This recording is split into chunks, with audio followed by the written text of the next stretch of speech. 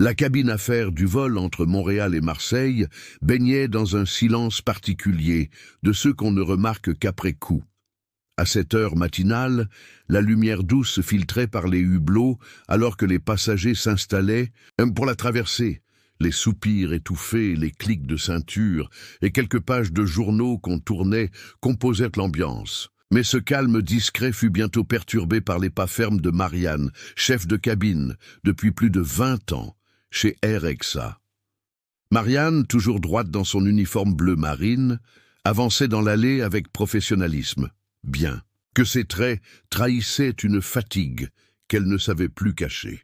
Fatigue des années à se plier au service, à rester souriante, même quand le cœur voulait fuir. Elle balaya la rangée de sièges du regard, un regard qui filtrait la désinvolture des habitués et l'impatience naturelle des nouveaux venus.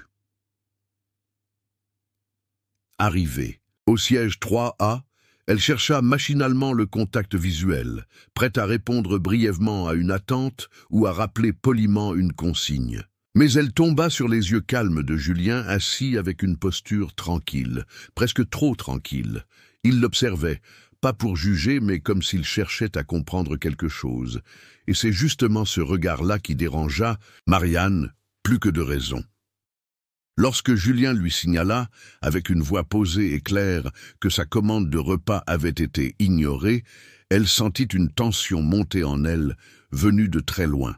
Le genre de tension construite par des années à avaler l'inefficacité du système, les excuses tièdes de la direction, les passagers exigeants, les promesses jamais tenues.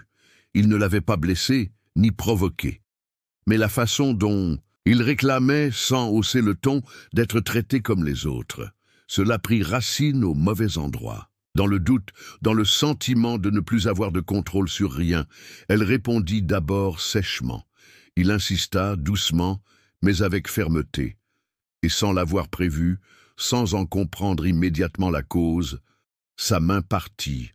Un geste bref, irréfléchi, qui coupa net le silence de la cabine. Le choc se répandit comme une onde sous les regards figés des passagers. 2 téléphones au moins captèrent la scène. Avant que l'Airbus n'effectue sa descente vers la Provence, le clip tournait déjà sur les réseaux. Le vol, qui devait être routinier, venait de prendre un virage bien plus abrupt que prévu. Dans le cockpit, tout s'était passé très vite, mais pas trop vite pour que Rémi, le copilote, capte ce qu'il venait de voir. En jetant un coup d'œil sur l'écran des caméras de surveillance interne, il avait reconnu, avec un sursaut discret, le visage de l'homme en siège 3A. Ce n'était pas un passager lambda. C'était Julien Duchesne, nommé directeur général d'RXA seulement 2 semaines plus tôt. L'homme qu'on voyait dans les journaux économiques, celui qui avait promis de réinventer la culture de l'entreprise après plusieurs années de turbulences internes. Sans un mot, Rémi tapa doucement sur le bras de François, le commandant, et lui fit signe de regarder l'écran. Ils échangèrent rapidement un regard tendu, sans rien dire dans l'instant. Ils avaient vu le geste de Marianne. Ils savaient que le moment risquait de déclencher une tempête. Pourtant, l'avion volait tranquillement au-dessus de l'Atlantique, avec encore plusieurs heures devant lui. Pas question de créer de panique. À bord, discrètement, ils décidèrent de continuer jusqu'à l'aéroport de Marseille, comme prévu. L'avion atterrit en douceur un peu après 14 heures. À la sortie, plusieurs responsables attendaient, inquiets, ayant déjà reçu des alertes sur les réseaux. Mais Julien, calme, sortit sans un mot, refusant poliment l'accompagnement des agents de sécurité de la compagnie. Il demanda, presque en chuchotant, une réunion avec les équipes du service clientèle. Pas une conférence de crise, pas une prise de parole publique, juste une réunion interne. Il tenait à voir, sans badge visible, sans veste de costume, comment ses propres collaborateurs réagiraient face à une plainte aussi grave. Il ne révéla ni son poste, ni son nom de famille.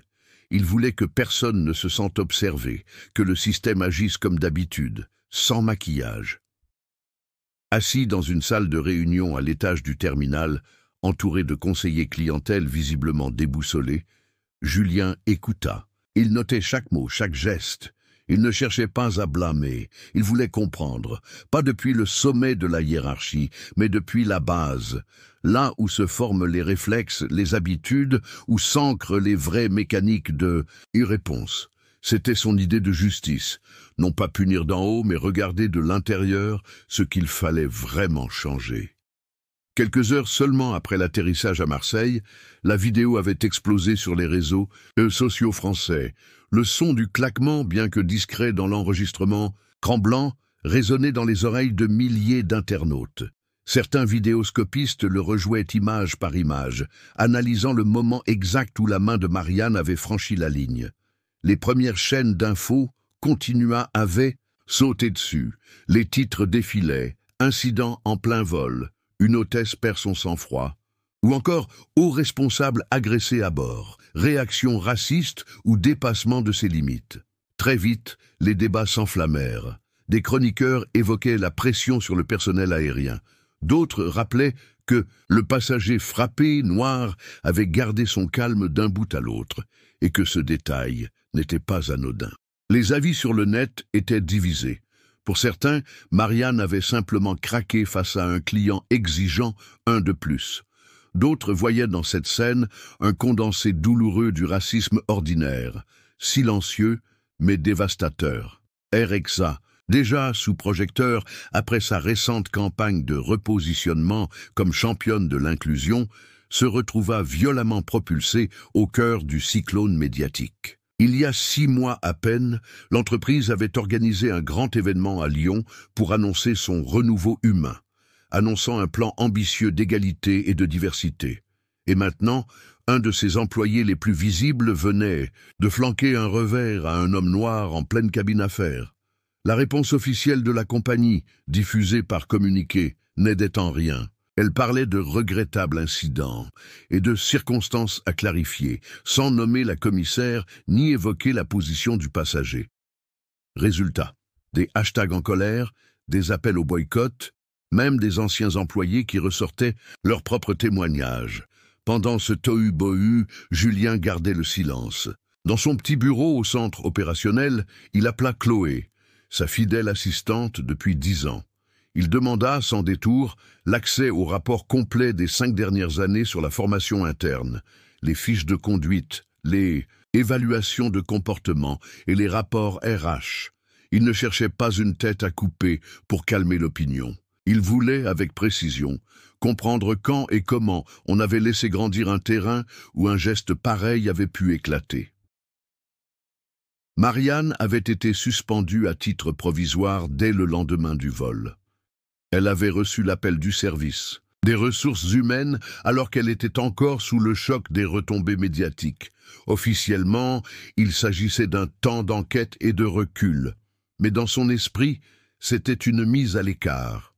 Très vite, elle avait pris la parole sur ses réseaux personnels, d'abord avec prudence, puis de façon plus affirmée. Dans une vidéo filmée depuis sa cuisine, elle affirma qu'elle avait été verbalement attaquée par un passager se montrant provocateur et condescendant. Elle disait avoir été poussée à bout, dans un contexte professionnel déjà étendu. Cette version séduisit certains. Un petit groupe de collègues, plutôt conservateurs, la soutint ouvertement. Ils formaient depuis peu un collectif interne, opposé à ce qu'ils appelaient l'excès de politiquement correct dans l'entreprise. Leur discours se résumait ainsi. Il ne faut pas tout voir comme du racisme. Parfois, une erreur est juste une erreur. Pour eux, les récentes transformations promues par la direction étaient prises comme autant d'attaques contre leur ancien mode de travail. Ils disaient ne plus pouvoir dire ce qu'ils pensaient sans être pointés du doigt. Marianne s'était raccrochée à cette solidarité inattendue sans jamais chercher à savoir qui était l'homme du siège 3A. Elle n'avait pas reconnu Julien, ni pendant le vol, ni après. À ses yeux, il était simplement un client parmi d'autres, et puis elle n'avait pas cherché. Mieux valait ne pas se replonger dans ce malaise qu'elle tentait d'éteindre. Mais un après-midi, alors qu'elle signait quelques papiers au service du personnel pour clarifier sa suspension, elle aperçut un écran d'ordinateur resté allumé sur un bureau voisin. Un simple courriel interne, rien de classé.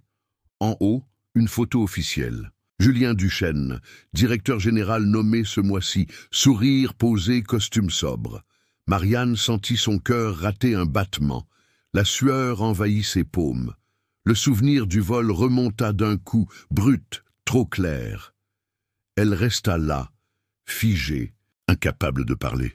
Le choc n'était pas dans le poste qu'il occupait, mais dans toute la violence tranquille qu'elle avait balancée à un homme qu'elle n'avait même pas pris la peine de regarder vraiment. Elle oublia ses arguments, ses soutiens. Elle ne savait plus si elle devait s'excuser ni comment. Julien n'avait rien répondu publiquement aux publications de Marianne, malgré les demandes de la presse, les invitations à parler, les mails d'opinion interne qui circulaient sans arrêt. Il était resté silencieux. Mais au fond, tout cela continuait à le travailler. Pas par colère, cette étape, il l'avait dépassée, mais par curiosité humaine. Il voulait comprendre, pas attaquer. Quelques jours plus tard, il demanda à son assistante d'envoyer à Marianne une invitation informelle pour prendre un café. Pas une convocation, rien d'officiel, juste un message courtois. « Bonjour Marianne, Julien souhaite échanger avec vous tranquillement autour d'un café. Quand vous serez disponible, ici au siège. C'est sans obligation, bien sûr. » Marianne mit 2 jours à répondre. Elle hésita longuement, pesant le pour et le contre. Elle s'attendait à une confrontation déguisée, à une humiliation, dans les règles, même si polie. Elle arriva au siège nerveuse, les mains moites. À l'accueil, on l'attendait. Une jeune femme l'accompagna jusqu'à une petite salle vitrée, sobre mais lumineuse. Julien était déjà là, posé, 2 cafés sur la table. Il se leva, lui tendit la main et simplement dit « Merci d'être venu ». Ils parlèrent d'abord de tout et de rien. La météo, les files d'attente à l'aéroport, les nouveaux uniformes qu'Erexa testait depuis peu. Puis, il y eut une pause. Un moment suspendu. Julien ne pressait pas. Il écoutait. Et c'est peut-être ce silence-là, presque affectueux, qui fissura la cuirasse de Marianne. Elle se mit à parler, par fragments d'abord. Des vols de nuit avec des passagers ivres, des collègues absents, des remarques sexistes qu'on enjambait comme des bagages oubliés. Elle raconta les gifles reçues en silence, les insultes étouffées parce que ça faisait partie du métier, et les années qui passaient sans qu'on trouve le bouton pause. Elle parlait vite, parfois la voix brisée, mais ne cherchait pas l'excuse. Elle racontait juste. Julien l'écoutait sans interrompre. À la fin, il dit doucement « Ce que vous racontez mérite d'être entendu et revu par tous. » Il ne parla pas de faute ou de punition. Il parla de fatigue, de système qui use sans qu'on s'en rende compte. Pour la première fois, Marianne sentit que peut-être, elle aussi, avait laissé sa colère éclater devant les mauvaises personnes. Et qu'il était temps de réapprendre. Pas parce qu'on l'y forçait, mais parce que quelque chose, enfin, s'ouvrait. Alors que l'affaire continuait d'agiter les réseaux et d'alimenter les débats télévisés, le conseil d'administration d'Erexa se réunit en séance exceptionnelle à Paris. Les visages étaient fermés, les voix plus tranchantes que d'habitude. Plusieurs membres exigeaient une prise de position claire, immédiate. Pour eux, l'affaire devait être close, et vite. « Il faut envoyer un signal », lança un administrateur en tapant du doigt sur la table. « Elle doit être licenciée. Ça rassurera le public et les actionnaires. » Julien écoutait, le regard droit, mais il ne flancha pas. Il répondit calmement que désigner un coupable sans traiter les raisons profondes serait hypocrite. « Couper une branche ne fait pas repousser un arbre plus sain, dit-il. » Certains levèrent les yeux au ciel. D'autres restèrent silencieux. Lui savait qu'il était en train de jouer une carte risquée. La justice symbolique, les grands logos arc-en-ciel, tout cela était facile. Ce qu'il voulait, c'était plus lent, plus fragile, reconstruire une culture. La pression ne faisait que monter. Des articles internationaux commençaient à paraître. Des clients envoyaient des lettres ouvertes. Des groupes antiracistes demandaient des sanctions claires. Et dans les couloirs du siège, les discussions devenaient tendues.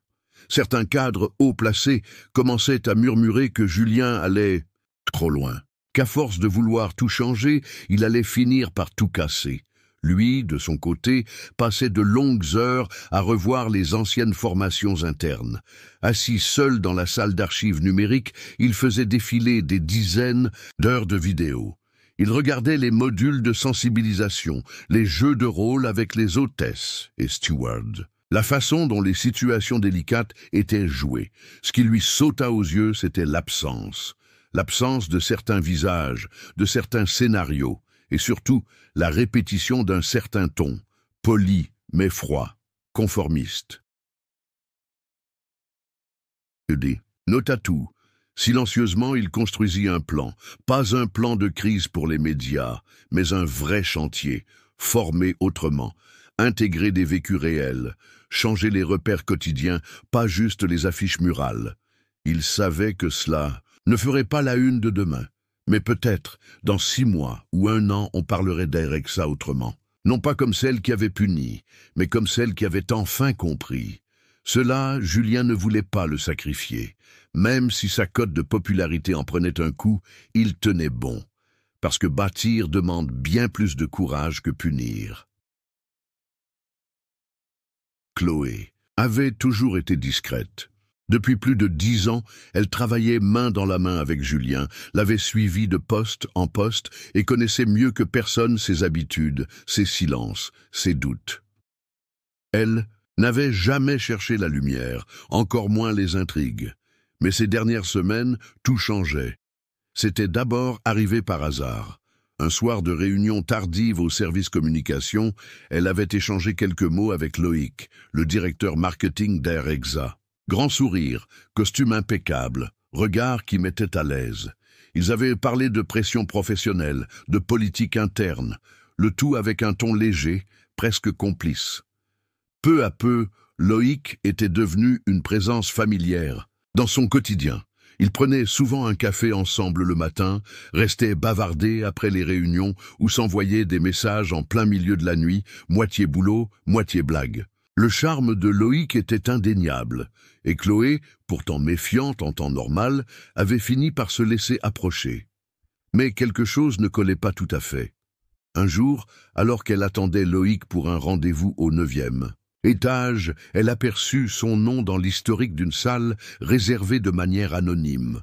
Rien d'alarmant, mais un détail l'intrigua. Le lendemain, elle remarqua qu'un dossier qu'elle avait classé avec soin sur un partage restreint avait disparu.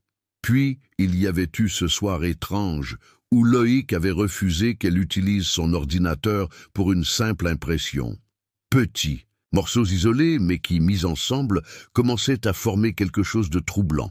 Piquée par le doute, Chloé utilisa ses accès pour vérifier quelques logs. Ce qu'elle découvrit la coupa en deux.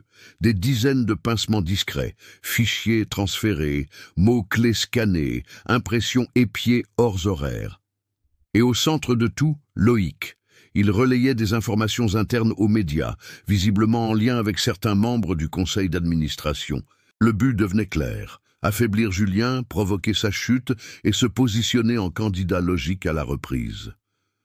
Chloé resta assise un long moment, seule dans son bureau, les yeux fixés sur l'écran. Elle sentait la trahison aussi sûrement qu'un froid glacial dans le dos. Mais ce qui lui faisait le plus mal, ce n'était pas la manœuvre politique, c'était que, pour la première fois, elle avait laissé quelqu'un entrer vraiment. Et maintenant, elle devait choisir le mensonge d'une étreinte facile ou la fidélité à tout ce qu'elle avait toujours défendu. Marianne n'arrivait plus à penser à autre chose depuis leur dernière discussion. Julien avait écouté, sans juger, sans interrompre, et ce silence bienveillant l'avait profondément ébranlée, mais une nouvelle angoisse la rongeait. Si tout basculait à nouveau, s'il changeait d'avis, s'il décidait finalement de la sacrifier pour calmer les débats, méfiante par instinct, elle prit une décision maladroite, enregistrer leur prochain échange. Le jour venu, elle glissa son portable discrètement dans son manteau, prit une grande inspiration, avant de rejoindre Julien dans la même petite salle où ils avaient parlé la dernière fois. Elle essayait de rester naturelle, posant son téléphone à côté d'elle, sur la table, en mode audio. Elle commença à parler, doucement, péniblement, reprenant certains passages de son histoire qu'elle avait survolés la fois précédente. Son ton paraissait plus défensif au départ, presque mécanique. Mais Julien, comme toujours, ne disait rien. Il écoutait, les mains croisées, les yeux posés sur elle, sans un geste brusque. Et c'est dans ce silence-là, encore, que quelque chose se fissura. Marianne hésita, puis avança des choses qu'elle n'avait jamais formulées à voix haute. Ses peurs, ce regard d'autorité qu'elle associait systématiquement à une domination, ses mauvais réflexes forgés par des années à devoir imposer ses limites dans un milieu souvent violent. Elle reconnut honnêtement qu'elle avait parfois vu des menaces là où il n'y avait qu'un ton calme. Elle confondait respect et condescendance, peur de l'autre et affirmation de soi.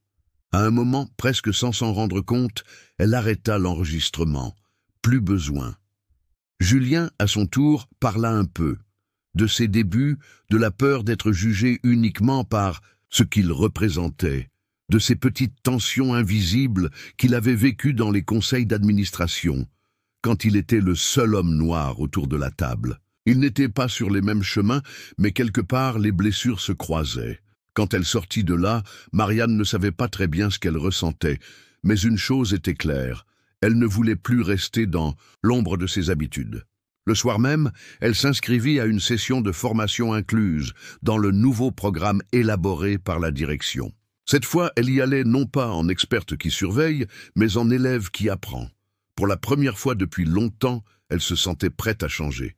Pas pour suivre une mode, juste parce que c'était juste. Julien savait que ce qu'il préparait allait faire du bruit. Il avait passé plusieurs semaines à modeler le projet avec une petite équipe de confiance.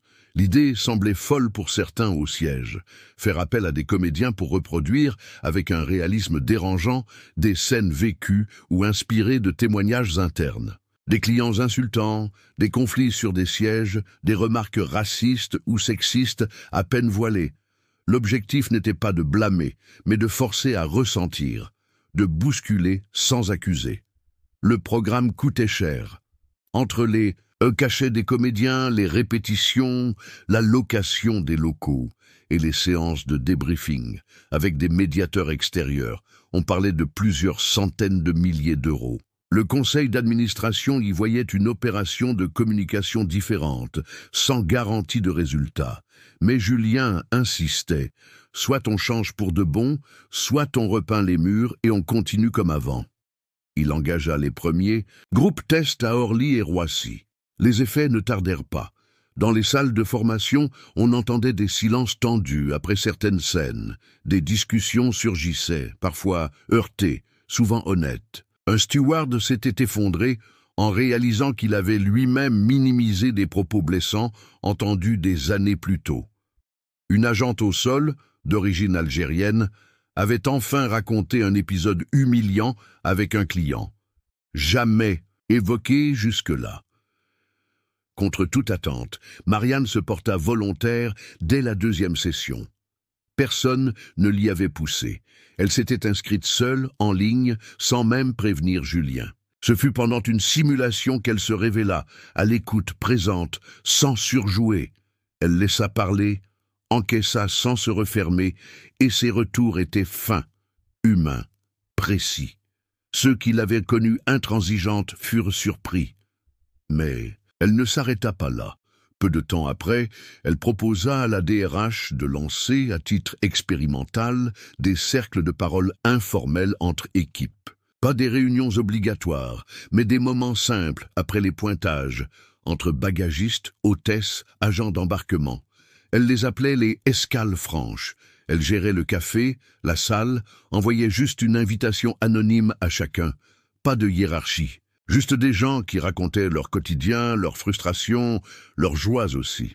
Pour une fois, tout le monde pouvait parler, y compris elle. Et elle le faisait, non plus pour se défendre, mais pour relier ce qu'elle avait été à celle qu'elle devenait. Chloé avait passé plusieurs nuits sans dormir. Depuis qu'elle avait découvert les manipulations de Loïc, elle ne savait plus comment respirer normalement, comme si chaque geste du quotidien était devenu mécanique. Dans son bureau, entre deux réunions, elle rassemblait méthodiquement les extraits d'emails, les accès suspects, les copies de documents transférés. Elle n'avait jamais fait ça. Elle n'était pas une enquêtrice. Mais là, il ne s'agissait plus d'un simple conflit. C'était une trahison à plusieurs niveaux. Professionnelle, bien sûr, mais aussi intime. Quand elle déposa la clé USB dans la main de Julien, elle tremblait légèrement. Julien leva les yeux vers elle, inquiet. Elle murmura « Il faut que tu vois ça ». Il ne dit rien, prit son ordinateur portable et commença à lire, à défiler les preuves une à une. Capture après capture, le plan tordu de Loïc prenait forme. Fuite dans la presse, manipulation des chiffres, rendez-vous secret avec 2 membres du conseil d'administration, le tout savamment orchestré pour déstabiliser le poste de Julien et faire de Loïc le sauveteur providentiel. Chloé resta là, droite, mais en larmes. Il ne s'agissait plus seulement d'un rapport à faire remonter. Elle y avait cru à lui, aux échanges sincères, à cette complicité douce et inattendue. Et maintenant tout ça lui brûlait la gorge. Julien se leva, s'approcha et posa simplement une main sur son épaule. Il n'avait pas besoin de parler.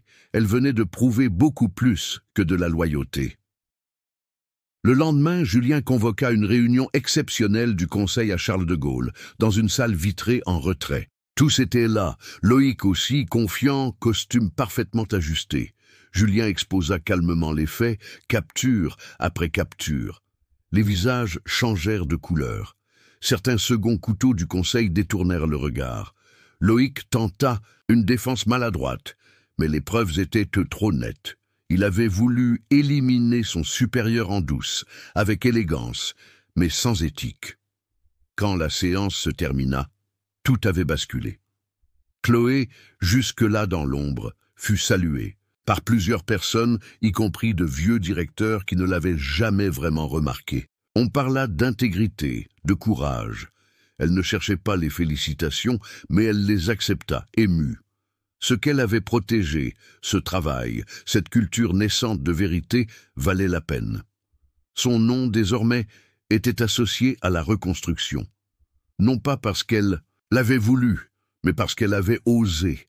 Marianne regardait l'écran de son téléphone, les mains moites. Ça faisait plusieurs jours qu'elle y pensait, sans dormir vraiment, se retournant dans son lit, pesant chaque mot dans sa tête. Depuis que Chloé avait osé, depuis que Julien avait retourné la table du conseil, quelque chose s'était libéré en elle aussi. Elle n'avait jamais été quelqu'un de silencieux, mais c'était la première fois qu'elle ressentait cette urgence de parler juste pour réparer. Pas pour sa réputation, pas pour prouver quoi que ce soit, mais parce qu'il était temps. Elle accepta l'invitation de France Soir 3, l'émission la plus regardée à l'heure du dîner. Elle savait ce que ça allait provoquer, chez ses collègues, chez les anciens, chez ceux pour qui admettre une faute était vu comme une faiblesse impardonnable.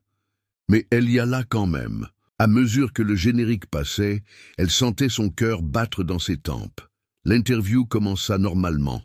Quelques questions sur les formations, le climat chez AREXA. Puis, sans trop réfléchir, Marianne coupa le présentateur. Au milieu d'une phrase, elle se tourna vers la caméra posément et dit « J'ai été raciste, pas par haine, par réflexe, par automatisme. » Silence sur le plateau. Pendant quelques secondes, on n'entendit même plus le cliquetis des projecteurs. Puis elle ajouta « Je n'ai jamais insulté quelqu'un, mais j'ai ri quand il ne fallait pas, j'ai minimisé, j'ai eu peur de ce que je ne comprenais pas. » Elle n'a pas pleuré. Elle ne s'est pas excusée avec des formules toutes faites. Elle a juste dit les choses comme elles venaient, sans détour. Sur les réseaux, l'extrait a tourné en boucle avant même la fin de l'émission. Le lendemain, les commentaires affluaient. Certains l'appelaient traîtresse, d'autres disaient qu'elle salissait la profession. Mais ce n'est pas cela qu'elle retint. Ce qu'elle lut surtout, ce furent les messages de lycéens touchés, d'anciens collègues de province, de passagers anonymes. Des phrases comme « Je me suis reconnu dans vos mots » ou « Merci, ça m'a fait réfléchir ».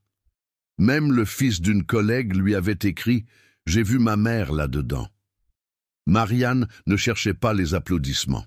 Ce qu'elle voulait, c'était que d'autres osent à leur tour se remettre en question, et quelque part, ça commençait. Julien n'était pas du genre à parler pour rien. Pendant des mois, il avait laissé les regards, les rumeurs et les suppositions circuler. Il savait que parfois, se taire disait plus que 1000 discours. Mais à présent, l'élan de vérité lancé par Chloé, puis amplifié par Marianne, méritait qu'il sorte à son tour de l'ombre.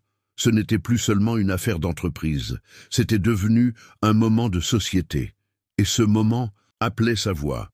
Il convoqua une conférence, pas dans une grande salle de presse, mais dans un petit auditorium à Lyon, avec quelques chaises, 2 caméras et une poignée de journalistes sélectionnés, sans musique d'intro ni décor. Sophistiqué. Micro-cravate accrochée, costume simple, il s'assit seul face au micro. Et quand il commença à parler, tout s'arrêta. Calme, mais sans détour, Julien raconta ce que personne n'avait deviné, ou que certains avaient soupçonné sans jamais oser vérifier. Il était le passager ciblé dans ce vol Paris-Marseille. Des mois plus tôt, lorsqu'une hôtesse avait fixé sur lui des soupçons infondés lors d'un incident banal. Il avait choisi de ne rien dire tout de suite. Il voulait d'abord comprendre où ils en étaient, ce que cette scène révélait des réflexes de l'entreprise, de sa culture réelle. Être à la tête d'une grande entreprise française, en étant noir, c'est marcher sur une surface double faite de verre, dit-il. Pour ceux qui décident, je suis parfois invisible. Pour ceux qui doutent, je deviens cible. À ces mots, le silence devint lourd. Pas parce que c'était choquant, mais parce que beaucoup comprenaient, soudain, ce que lui devait supporter, sans jamais courber l'échine.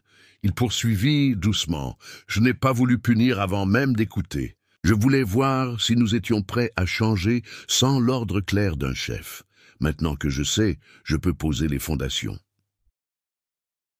Les journaux du lendemain ne parlaient que de ça. Le PDG était le passager. Les chaînes infos bouclaient les extraits. Mais ce qui toucha vraiment les gens, ce ne fut pas le scoop. Ce fut la façon dont il l'avait dit, sans vengeance, sans cri, juste la vérité, posée là, à hauteur d'homme. Pour la première fois, depuis longtemps, le pays écoutait, et chose rare, croyait. Quelques semaines après la conférence de presse de Julien, alors que l'agitation médiatique commençait à retomber, une nouvelle révélation vint frapper les murs d'Airexa. Lors d'une vérification interne, de routine sur les systèmes de commande à bord, une auditrice du service informatique souleva une incohérence. La demande de repas spécial faite par Julien, justement lors du vol Paris-Marseille, avait été supprimée manuellement. Pas un bug, pas un oubli, une suppression volontaire. L'information remonta rapidement jusqu'à la direction. Un rapport interne Knaquet confirma que l'auteur de ce geste était un agent au sol de l'équipe logistique de Roissy, salarié de longue date. Lorsqu'il fut interrogé en douceur, il finit par avouer qu'il ne supportait pas la nouvelle dynamique, inclusion et diversité mise en avant par l'entreprise depuis plusieurs mois. Il trouvait tout ça exagéré, inutile, et avait voulu, selon ses mots, montrer que ça n'améliorait rien, que ce genre de détails n'avait pas d'importance. La découverte provoqua un séisme discret mais profond. Dans les couloirs, les dialogues changèrent de ton. Ceux qui s'étaient habitués à l'idée de progrès comprirent soudain que le changement dérangeait parfois au point de pousser certains à saboter de l'intérieur. Et ce n'était pas un message anonyme, une ligne, c'était un collègue, investi, connu, présent depuis plus de 15 ans. Traditionnellement, ce genre de faute aurait mené à un licenciement immédiat pour faute grave. Mais Julien, fidèle à son approche, décida de faire différemment. Il proposa la création d'un comité d'éthique interne, ouvert, composé de salariés de divers métiers, de syndicats et de médiateurs externes. Je ne serai pas un tribunal au sens judiciaire, mais un espace public de responsabilité, filmé, diffusé en interne, où chacun pourrait entendre ce qui avait motivé la faute et, surtout, assister à la confrontation respectueuse des points de vue. Marianne, elle, accepta d'y siéger. Chloé aussi. L'employé fautif y participa en personne, sans avocat. Pendant presque 2 heures, il expliqua, écouta, entendit. À la fin, ce n'était plus seulement une sanction ou un pardon. C'était devenu un repère pour tous. L'acte était grave, oui, mais il fut traité avec rigueur et parole, pas vengeance. Et dans cette manière de répondre, RXA continuait doucement à redessiner ses fondations. Quand Marianne reçut l'email officiel du siège, elle relut 3 fois, juste pour être sûre. « Madame Bourdet, nous serions honorés de vous compter parmi les membres fondateurs de la nouvelle commission d'éthique interne d'RXA. » Elle posa son téléphone sur la table de la cuisine, en silence. À 52 ans, après 30 ans de boîte, dont plus de 20 passés à courir entre les cabines et les portails d'embarquement, elle ne s'attendait pas à ça. Elle avait toujours bossé dur, sans chercher la lumière. Ce genre de responsabilité semblait réservé à d'autres, à ceux qui savaient parler avec des phrases longues et des mots prudents. Elle hésita pendant plusieurs jours. Ce n'était pas la peur qui la retenait, c'était la conscience du poids. Médiation, conflit de valeurs, décisions parfois douloureuses, ce n'était pas le genre de choses qu'on pouvait improviser. Elle en parlait autour d'elle, discrètement. Certains collègues l'encourageaient sincèrement. D'autres, plus cyniques, lui disaient « Tu vas finir à trancher des embrouilles impossibles qui n'auront jamais de vraie solution. » Elle souriait, mais elle doutait. Elle se demandait si elle avait assez changé pour tenter ce pas-là. Un matin, avant un vol pour Athènes, assise dans le silence de la navette aéroportuaire, elle fixa longtemps les cabines qui dormaient encore. À l'arrivée, et puis au retour, à 1000 mètres au-dessus du puits de Dôme, alors qu'elle regardait la lumière du matin frapper la surface tranquille d'un nuage. Quelque chose s'est posé en elle. Ce sentiment qu'elle connaissait depuis toujours, en altitude, le monde reprenait sa mesure. C'est là qu'elle prenait du recul, c'est dans les avions qu'elle avait appris à écouter vraiment. Alors, quand elle accepta le poste, ce fut avec une seule condition posée directement à « Julien, je veux pouvoir continuer à voler 1 fois par semaine. J'en ai besoin. Respirer là-haut me rappelle que ni les gens ni les jugements ne sont fixés, qu'on peut toujours aller plus loin ou revenir si on sait changer de cap. » Julien hocha la tête sans hésiter. Et c'est ainsi qu'elle fit ses débuts dans la commission, à l'image de ce qu'elle était devenue. Une femme en mouvement entre le ciel et les mots, prête à naviguer entre les conflits avec un peu plus d'écoute que de certitude. Pendant que Marianne trouvait son équilibre entre les vols du mercredi et les réunions de la commission d'éthique, Chloé, elle, entrait dans une nouvelle zone de turbulence. Depuis sa nomination en tant que directrice du développement humain chez RXA, les choses avaient changé. Officiellement, on reconnaissait son courage. Officieusement, pourtant, l'ambiance avait viré au froid dans certains couloirs. Deledy Titturn, collègue qui, quelques mois plus tôt, la saluait avec chaleur au détour des ascenseurs, glissait maintenant des « bonjours » plus discrets, plus rapides, des sourires forcés, des silences prolongés autour de la machine à café. Chloé comprenait très bien ce qui se jouait. Pour beaucoup, sa dénonciation de Loïc n'avait pas été un acte de loyauté, mais une trahison déguisée. Elle avait osé casser un code non écrit, une espèce de pacte du silence auquel trop de gens s'étaient habitués. Mais renoncer à agir n'avait jamais été une option pour elle. Elle s'était battue, pas seulement pour Julien, mais aussi pour ce qu'elle aurait rêvé de voir exister lors de ses propres débuts. Alors, au lieu de se recroqueviller, Chloé décida d'attaquer le cœur du problème, les angles morts. Elle organisa une série d'ateliers internes, anonymes, où les salariés pouvaient exprimer, par écrit ou en petits groupes, ce qu'ils ressentaient, ce qu'ils avaient vécu, ce qui les freinait. Elle remit en route une ancienne plateforme de signalement interne laissée à l'abandon depuis des années et lui donna un nouveau souffle, plus rapide, plus confidentiel et accompagné dans le suivi. Elle fit former des référents I dans chaque service avec une consigne claire. Aucun signalement ne tomberait dans le vide, pas cette fois. Petit à petit, certains collègues commencèrent à revenir vers elle, parfois maladroitement, parfois sincèrement. Elle n'exigeait pas d'excuses. Elle voulait seulement que le climat change, et pour ça elle restait présente, attentive, posée. Elle écoutait les résistances, accueillait les critiques, mais ne déviait pas de sa direction. Chloé ne cherchait pas à devenir une héroïne. Elle voulait juste rendre l'entreprise un peu plus juste de l'intérieur, une étape à la fois, comme une réparation lente et tenace. À ses yeux, chaque tension qu'elle affrontait maintenant pouvait devenir un pont, si on choisissait de le construire ensemble. Le changement à RXA ne se voyait plus seulement dans les discours ou les bulletins internes, mais jusque dans les murs du siège à Toulouse. Il y a encore quelques mois, les couloirs principaux ressemblaient à ceux de n'importe quelle grande entreprise. Un peu froid, avec du blanc cassé, des lumières trop fortes et un silence lourd qu'on remplissait vite avec des pas pressés. Aujourd'hui, le décor avait changé. Pas seulement pour faire joli, mais pour signifier autre chose, et ça se sentait. Dès l'entrée, un mur entier était recouvert de portraits dessinés à la main, accompagnés de citations de salariés.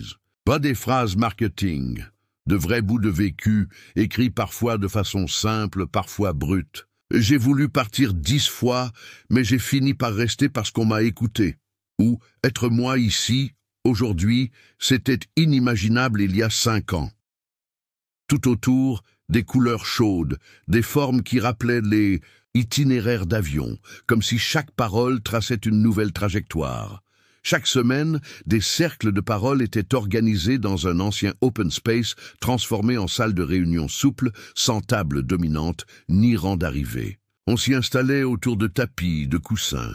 Les discussions étaient parfois lourdes, parfois pleines de silence, mais on y revenait. Ce qui hier encore semblait inconfortable devenait peu à peu une routine. Tout cela n'aurait été que décoration si l'ambiance n'avait pas suivi. Mais quelque chose, doucement, s'était mis à changer dans les échanges, les emails, même les brainstorming à la cantine. Ce n'était pas parfait, non. Il restait des tensions, des maladresses, des coins d'ombre. Mais maintenant qu'on pouvait poser des mots dessus, l'air devenait plus respirable. Un des murs les plus photographiés du hall affichait une phrase de Julien, imprimée en grand. « Nous ne cherchons pas d'applaudissements pour nos promesses. Nous voulons du respect pour ce que nous sommes prêts à refaire. » Quelques mois plus tôt, une phrase comme ça aurait été noyée dans une note RH que personne ne lit. Là, elle était en hauteur, bien éclairée, comme un phare discret. Et les gens s'arrêtaient. Certains lisaient, d'autres prenaient une photo.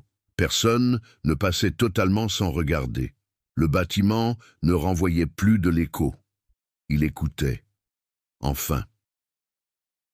Le vendredi matin, Marianne reprit sa place à bord d'un vol Toulouse-Nice, son premier vol en tant qu'agente de bord depuis tout ce qui s'était passé.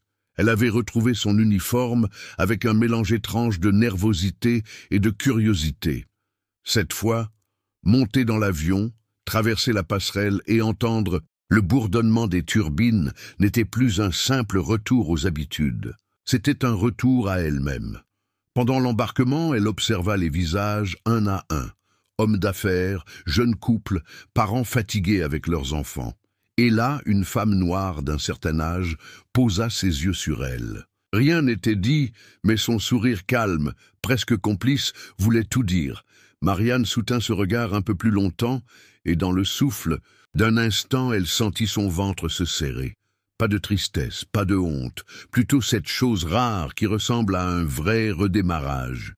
Plus tard, alors qu'elle préparait les plateaux pour la collation, elle vit son propre reflet dans la porte en inox du four. Même coupe de cheveux, même boucle d'oreilles, même mains habituées aux gestes précis, mais quelque chose avait changé. Elle se tenait plus droite, ancrée. Elle n'essayait plus de faire tout vite, bien, sans heurts. Elle choisissait chaque mouvement, comme si chacun contenait une façon de dire « Je suis là pour vous, vraiment ». Au moment du service, elle s'arrêta plus souvent qu'avant. Elle demanda à un passager comment s'était passée son semaine. Elle offrit un mot gentil à une petite fille en larmes. Et dans ces échanges minuscules, elle sentait sa fonction prendre une profondeur différente. Elle n'était pas sûre Et saine, elle n'exécutait plus, elle entrait en lien. Marianne se rendit compte que la tenue qu'elle portait, qu'elle avait parfois vue comme une simple obligation professionnelle, avait repris un sens. Ce n'était plus juste une matière entre elle et les gens, c'était une manière de représenter quelque chose, la patience, l'écoute, l'effort de tenir bon sans fuir ce qui est compliqué. Juste avant l'atterrissage, elle passa une dernière fois dans l'allée. Chaque regard reçu lui rappelait pourquoi elle continuait. Ce vol n'effaçait rien, mais il ouvrait un terrain plus stable. Pour elle. Et peut-être pour d'autres. Un matin de décembre, alors que les températures à Toulouse restaient douces pour la saison, Julien décida de lancer le dernier test de son programme. Rien d'officiel, aucune communication, pas de badge de direction, pas d'annonce préalable, aucun membre de l'équipe prévenu. Il réserva sa place en ligne comme n'importe quel passager en classe économique, vol pour Montpellier. Pas besoin d'aller loin.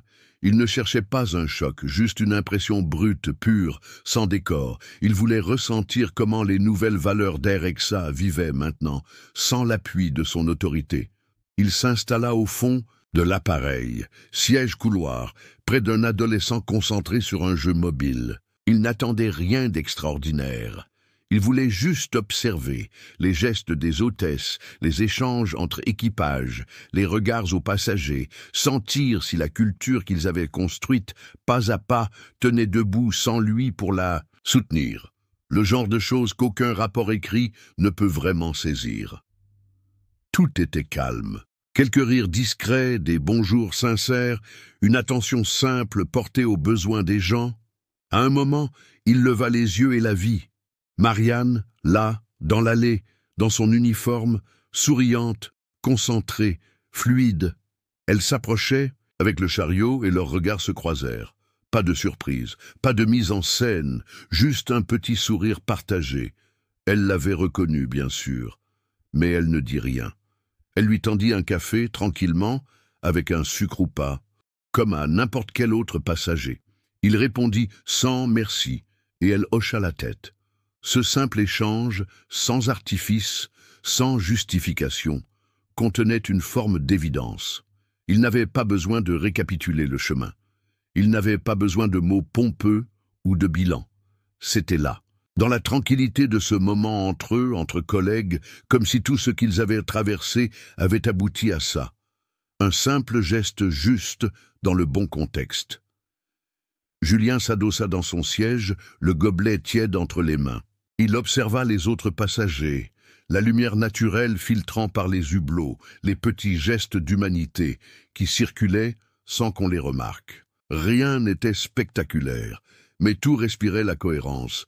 Il sourit à peine. Ce n'était pas la fin d'un projet, c'était la preuve que certains changements, quand ils s'ancrent vraiment, peuvent vivre sans surveillance. Mesure que les mois passaient, quelque chose d'improbable prenait forme autour d'Air-Exa. Ce n'était pas un bond spectaculaire dans les profits, ni une expansion brutale sur de nouveaux marchés. C'était plus discret, mais bien plus stable, une vraie transformation de culture. Le programme de leadership fondé sur l'écoute, active, l'empathie et la responsabilité commençait à se faire remarquer. Ce qui paraissait, au départ, comme une expérimentation risquée, était désormais devenu un modèle que d'autres entreprises voulèrent comprendre de l'intérieur. À Lyon, Bordeaux, Nantes, les directions d'autres compagnies aériennes s'y intéressaient. On demandait à visiter le siège de Toulouse, à assister à un cercle de parole, ou rencontrer les managers formés. Julien accueillait tout cela avec une forme de fierté calme, sans chercher à tout vendre. Il sentait que ce succès-là n'était pas un produit, c'était le fruit d'un engagement collectif, bâti ligne après ligne. Le changement, ici, ne s'achetait pas. Il se vivait, mais au fond, il savait aussi que cette phase portait en elle quelque chose d'autre, un moment de bascule. Depuis quelque temps, il réfléchissait à sa propre place, à son rôle dans tout ça.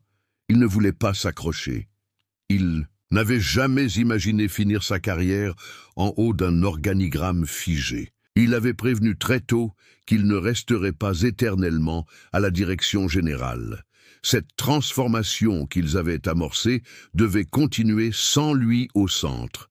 Alors, avec discrétion, il commença à organiser sa transition. Il identifia des profils internes, notamment parmi les nouvelles équipes issues du programme de développement humain. Il cherchait quelque chose de très simple et pourtant essentiel. Des personnes capables de tenir le cap, non pas par autorité, mais par influence, qui pouvaient faire avancer les choses sans avoir besoin de crier, qui savaient écouter vraiment avant de juger. Julien passait plus de temps dans les sessions de formation, observait, posait des questions. Il semait petit à petit, sans précipitation. Il ne cherchait pas une copie conforme de lui. Il voulait simplement que la direction reste entre des mains lucides, tenaces, honnêtes. Pour lui, le pouvoir ne servait à rien s'il ne pouvait être transmis avec confiance. La vraie réussite, pensait-il, ce n'était pas de durer seul, mais d'ouvrir la voie.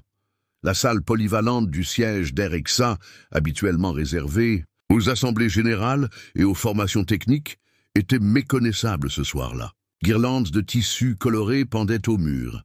Des musiques douces, venues des quatre coins du monde, flottaient dans l'air. Et l'odeur d'épices s'échappait d'un petit buffet installé près du mur nord, où des plats partagés par les employés avaient été préparés avec soin. Ce n'était pas un événement organisé par un prestataire externe. C'était le groupe des nouveaux leaders, diplômés du programme de formation Conscience et Responsabilité, qui avaient tout imaginé. Leur façon de célébrer la fin de leur parcours était simple. Montrer combien leurs histoires, inspirées de cultures différentes, pouvaient cohabiter et s'enrichir mutuellement. Au centre de la pièce, une quinzaine de personnes dansaient. Chacun avait choisi une tenue traditionnelle liée à ses origines ou à une région française de cœur. Certains arboraient fièrement des boubous sénégalais, d'autres des foulards normands, des chemises créoles ou des tenues gasconnes. Il n'y avait ni spectacle ni chorégraphie. C'était juste un rond de gens libres, engagés, joyeux. Parmi eux, Marianne tournait sur elle-même en riant, portée par une énergie nouvelle. Il y avait dans son regard quelque chose qui n'y était plus depuis longtemps. Une vraie sensation d'avoir une place, mais cette fois sans devoir la demander ou la mériter par l'effort constant. Elle appartenait à ce moment, à ce groupe, à cette histoire. En retrait, sur le bord de la salle, Julien observait la scène sans intervenir. Il n'avait pris la parole qu'en ouverture, brièvement, en remerciant tout le monde pour leur implication, leur patience, leurs doutes traversés ensemble. Il ne voulait ni discours de clôture, ni au revoir protocolaire. Ce soir, il n'était pas là comme PDG, il était là comme témoin. Et ça lui allait très bien. La lumière du jour déclinait doucement à travers les vitres. Le soleil rasant caressait son visage, apportant une chaleur tranquille. Il regarda Marianne croiser le regard de Chloé au milieu du cercle. Quelques battements, quelques éclats de rire. Il sourit. Ce n'était pas une fin, pas vraiment. C'était le moment où le relais se passait, naturellement, dans le mouvement. Il n'y avait plus rien à contrôler. Le cycle continuait, à sa manière. Il s'éloigna sans bruit. Et l'histoire, pendant ce temps, prenait enfin son envol.